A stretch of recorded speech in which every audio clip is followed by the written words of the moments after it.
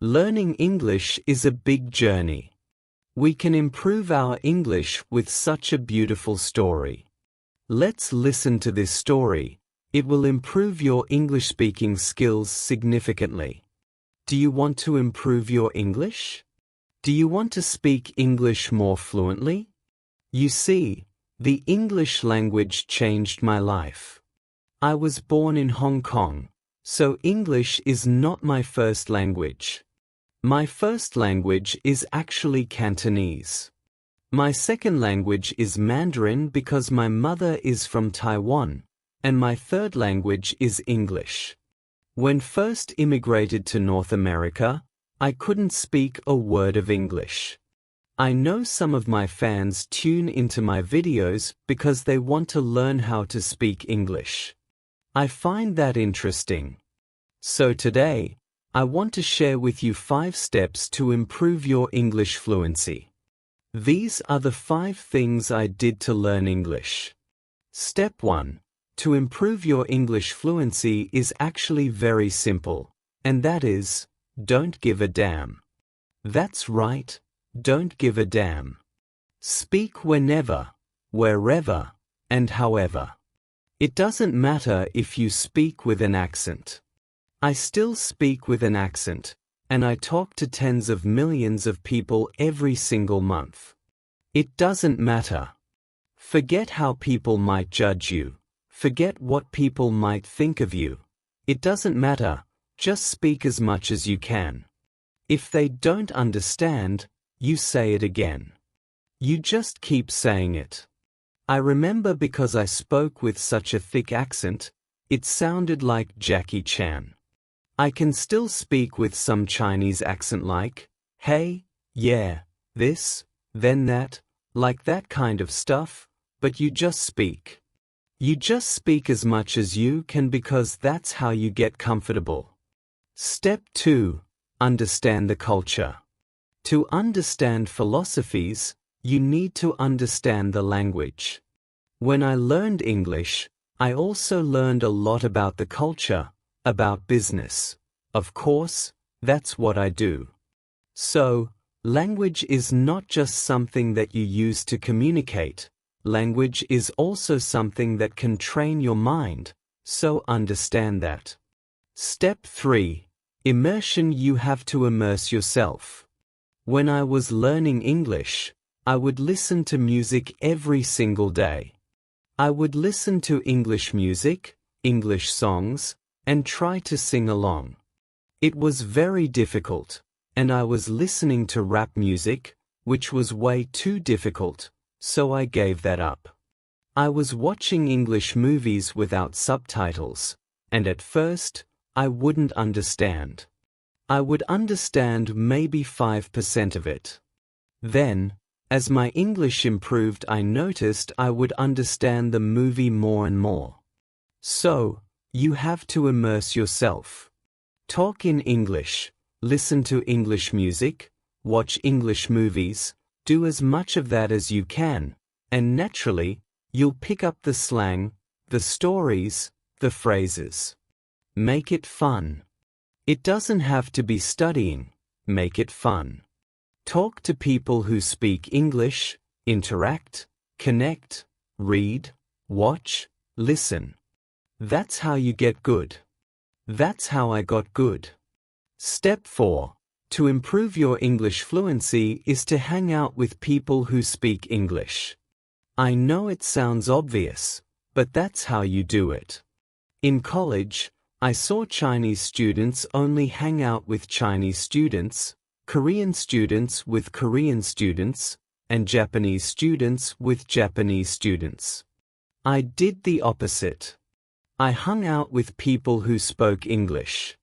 I hung out with Caucasians, people who grew up locally, who spoke perfect English. I would talk and hang out, go to the library, and try to talk as much as possible, listen, and ask questions to get comfortable. Another thing I did was get a Korean girlfriend who spoke English. I'm not saying that's the only way, but if you want to learn a new language, hang out with someone who speaks that language, and you'll be shocked at how quickly you pick it up. Let me give you a bonus tip. Step 5. Go into a state of overlearning. Let me explain. If you're learning a language and you want to get good quickly, you need to go into a state of overlearning. For example, if you want stronger biceps, and you can only lift 20 pounds, train with 25 or 30 pounds. That's overlearning. I did the same with English. I wasn't just learning basic communication, but also at a higher level where there was something at stake, like business. Now, I'm sure you've had moments in your learning where you felt like you progressed very quickly, and it was fun, but at some point, you hit a wall and feel like you'll never speak fluently and confidently. You're not alone. This feeling of being stuck is often called the intermediate plateau. I've been there. It's a comfortable place because you can speak and understand in many situations, but for most of us, it's not enough. We want to enjoy the language as freely as we do our mother tongue. As a native speaker, I've never had the experience of learning English as a second language, so I want to bring you an expert who has successfully done it. Here at Real Life English, if you listen to our podcast, chances are you have already heard me on there. But today, I'm here to tell you a little bit about my story and how I went from speaking zero English to the level of English I have today. I'm just like you. I'm an English learner myself, and I had to learn English from scratch in my country, Brazil. I've never been abroad, so I'm going to tell you how I did it. And hopefully, that's going to give you some ideas and inspiration for your English journey. But before we get started, make sure you hit that subscribe button and the bell down below because every week, we put out videos to help you speak English with confidence and naturally. Now, let's get started. My story with English began when I was 15 years old. As I told you, I come from Brazil, and at that time, I knew zero English. I couldn't speak, read, or write anything in English. But at 15, something magical happened. I started to have this desire to become bilingual. I don't know exactly why, but the idea of using two languages to communicate and express myself was very attractive to me. I also looked around and realized that no one in my social circle knew English. I started to associate knowing English with having a better life. In school, I had a friend who took an English course, and he was really helpful. He lent me his old course books. Every semester, his school would change the books, so he lent me the ones he no longer used. That's how I started, by studying with old course books and a grammar book he lent me. I was really fascinated because English was always interesting to me.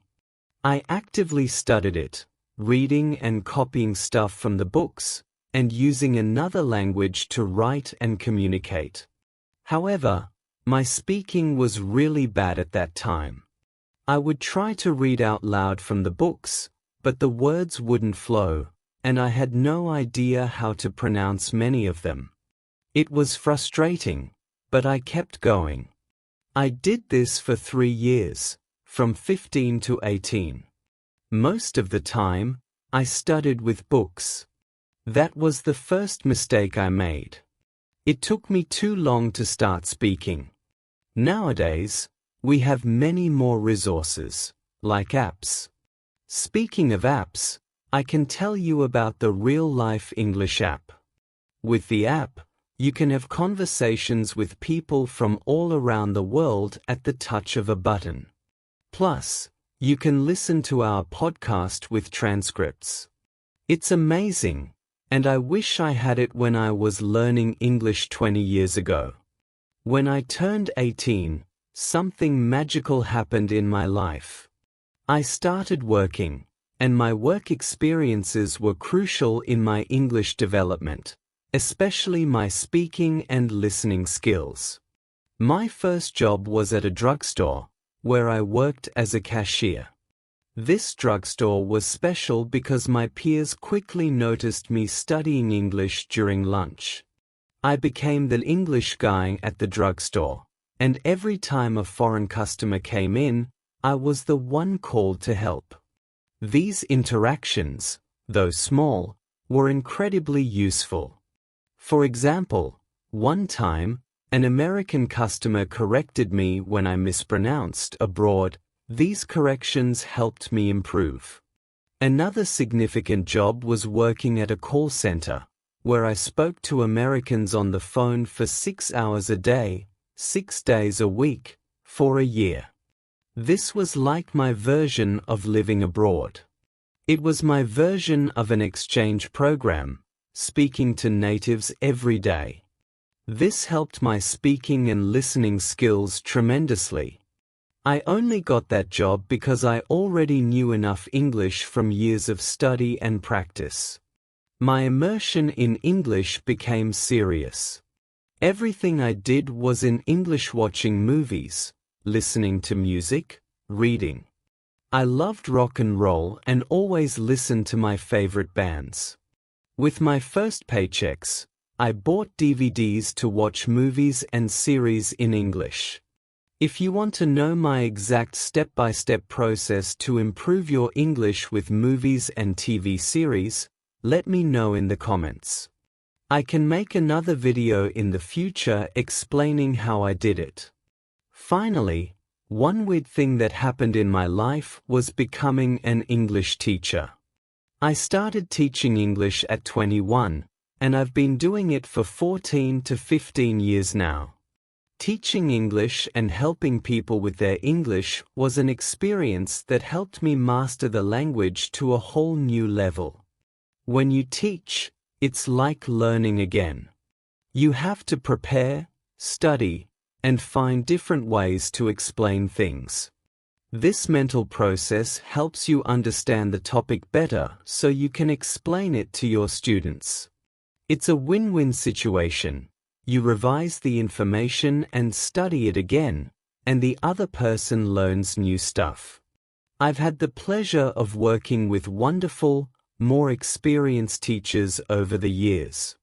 This experience, along with constant learning and teaching, has helped me master English. Keep learning, keep developing yourself, and look for opportunities to use English daily. Whether through work or interactions, embrace the process and enjoy your journey to fluency. Thank you for watching, and don't forget to subscribe for more videos to help you speak English confidently and naturally. Now, let's delve into some more practical steps and personal experiences that might help you on your English learning journey. When I started working at the drugstore, I realized that every interaction was a valuable opportunity to practice my English. I made it a point to initiate conversations with foreign customers, even if it was just simple greetings or helping them find a product. This constant practice helped me get over the fear of making mistakes. Remember, the more you use the language, the more natural it becomes. I also joined English-speaking clubs and groups where I could practice speaking with others who were also learning or fluent in English. These social interactions were incredibly beneficial because they allowed me to practice in a more relaxed and informal setting. If you have the opportunity, join such groups or even create one if it doesn't exist in your area. Another crucial step in my journey was embracing the feedback. Whether it came from friends, co-workers, or customers, I welcomed corrections and used them as learning opportunities. It's essential to have a positive attitude towards criticism. Remember, every correction is a step closer to fluency. One of the most effective techniques I used was recording myself speaking English. I would record conversations, practice sessions, or even read aloud from a book. Then, I would listen to the recordings to identify areas where I could improve. This self-assessment helped me fine-tune my pronunciation, intonation, and fluency. Watching English movies and TV shows was another significant part of my learning process.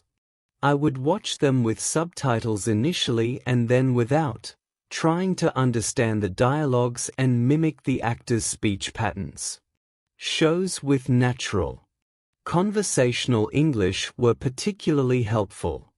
I often paused and repeated phrases to practice pronunciation and intonation. Listening to English music and podcasts also played a crucial role. Songs and podcasts are a great way to get used to different accents, slang, and colloquial expressions. I would sing along to songs and mimic the speakers in podcasts. This not only improved my listening skills, but also my pronunciation and vocabulary. Reading was another habit that greatly contributed to my English skills. I started with children's books and gradually moved on to more complex texts like novels, newspapers, and academic journals. Reading expanded my vocabulary and helped me understand different sentence structures and writing styles. I made it a point to read something in English every day. One piece of advice I always give is to keep a vocabulary journal. Whenever you come across a new word or phrase, write it down along with its meaning and an example sentence. Review your journal regularly to reinforce your learning. This practice helps you actively use new vocabulary in your conversations and writing. Engaging in online forums and social media in English is another effective way to practice. Platforms like Reddit, Quora, and English learning communities provide opportunities to interact with native speakers and other learners. You can ask questions, share your thoughts, and get feedback on your language use. Lastly, having a mentor or a language partner can significantly boost your learning. Find someone who is fluent in English and willing to practice with you regularly. They can provide guidance, correct your mistakes, and help you stay motivated. Remember, learning a language is a marathon, not a sprint. It takes time, effort, and patience. Celebrate your progress, no matter how small, and keep pushing forward. You are capable of achieving fluency. Thank you for joining me today. I hope my story and these tips inspire and help you on your English learning journey. Don't forget to like, comment, and subscribe for more content. As I continued my journey of learning English, I began to realize that immersing myself in the language was crucial. This immersion wasn't just about watching movies or listening to music. It was about integrating English into every part of my daily life. One technique that greatly helped me was changing the language settings on all my devices to English. My phone, computer, and even my social media accounts were all set to English. This constant exposure helped me get used to the language in everyday contexts and learn new vocabulary naturally. I also made it a point to think in English. Initially, it was challenging because my thoughts would naturally occur in my native language. But with practice, I started thinking about daily activities, making plans, and even daydreaming in English. This mental shift was a game changer because it made English a part of my internal dialogue, helping me become more fluent and spontaneous in my speech. Engaging in conversations with native speakers was another significant milestone. At first, it was intimidating, but I soon realized that most people are patient and understanding when they know you're learning. I joined language exchange programs where I could practice English with native speakers in exchange for teaching them my native language. This mutual learning environment was beneficial and made the practice sessions more enjoyable.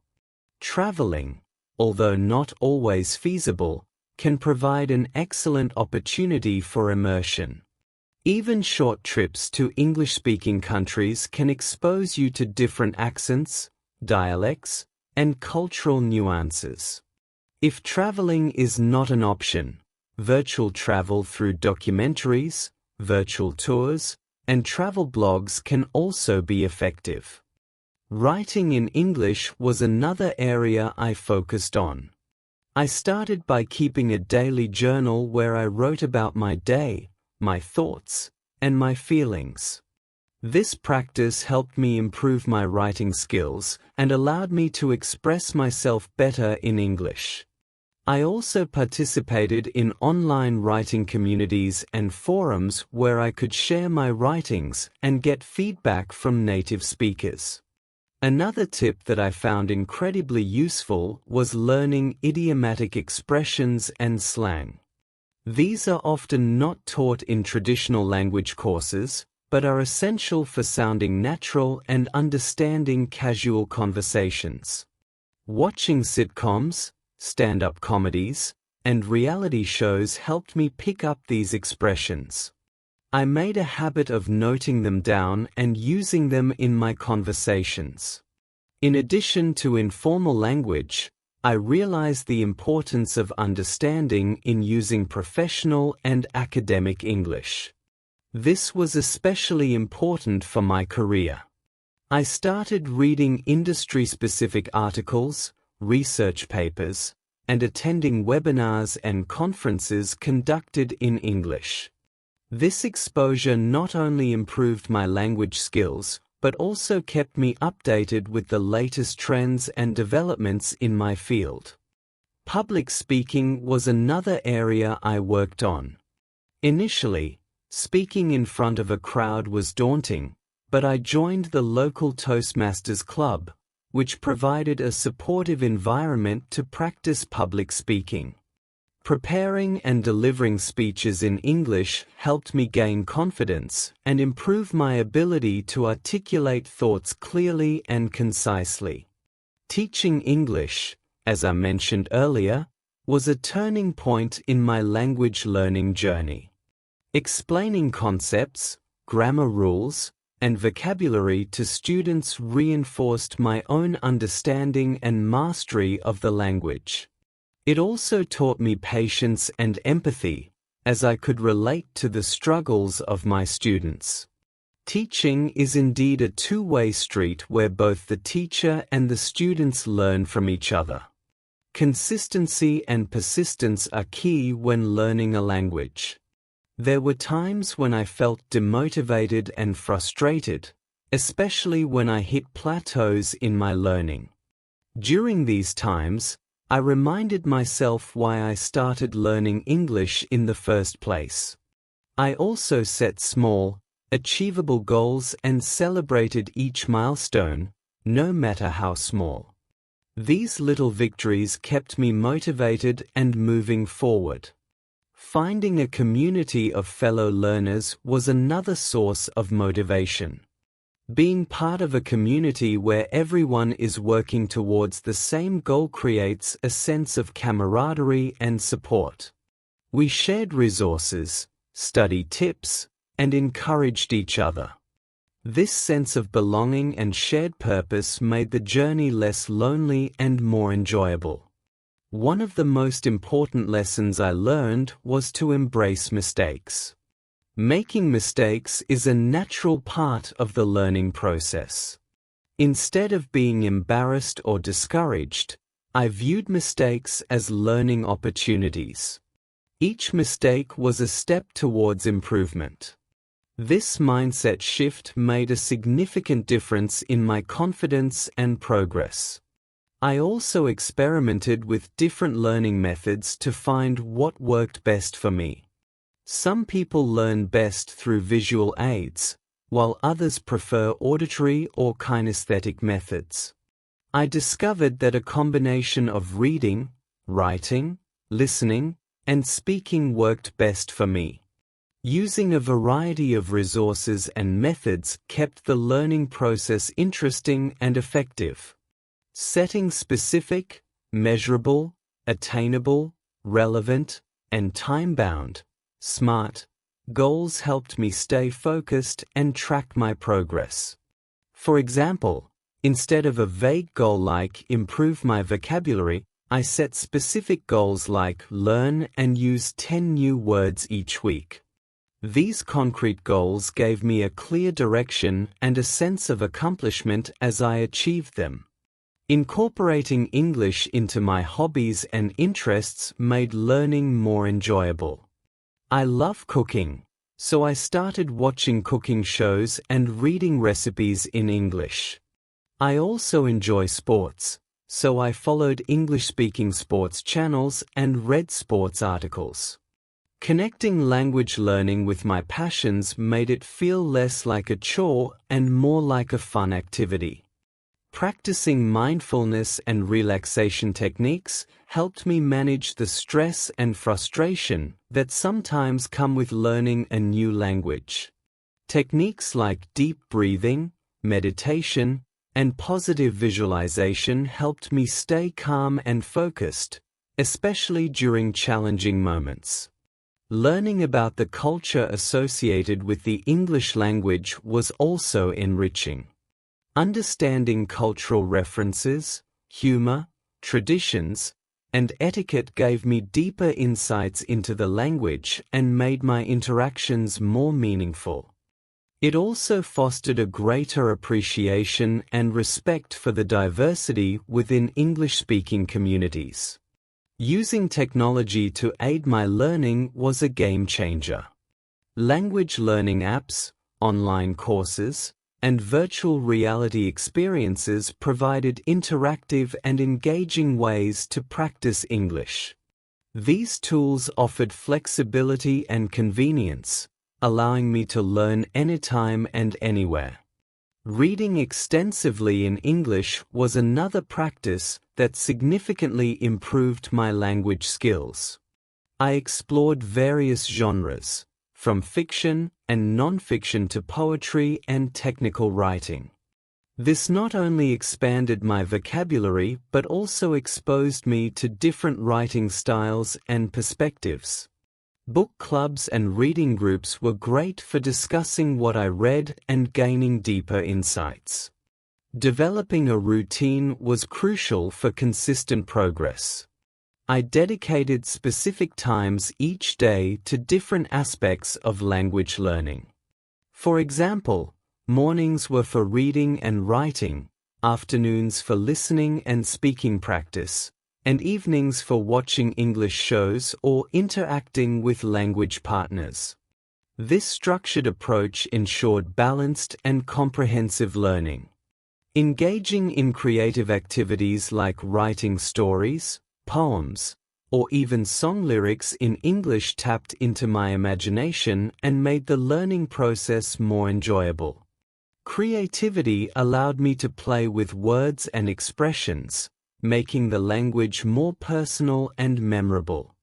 Volunteering in environments where English is the primary language helped me practice in real-life situations.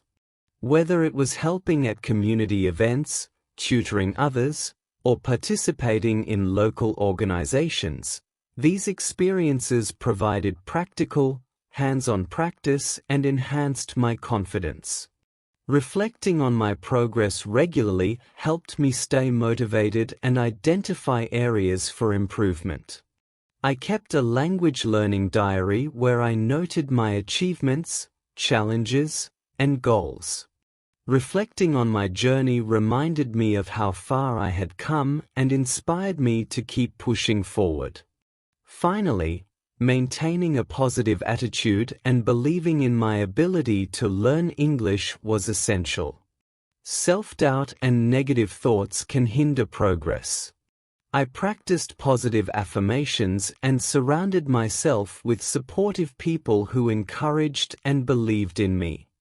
This positive environment fostered a growth mindset and kept me motivated. To all the English learners out there, I want to say that your journey might be challenging, but it's also incredibly rewarding. Every effort you put in brings you closer to fluency.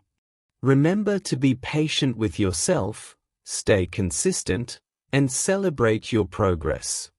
With determination and the right strategies, you can achieve your language learning goals. Thank you for joining me on this journey. I hope my story and these tips inspire and help you on your English learning path. Don't forget to like, comment, and subscribe for more content that will help you speak English confidently and naturally. Keep practicing. Stay motivated. And most importantly, have fun with your learning. Until next time, take care and happy learning.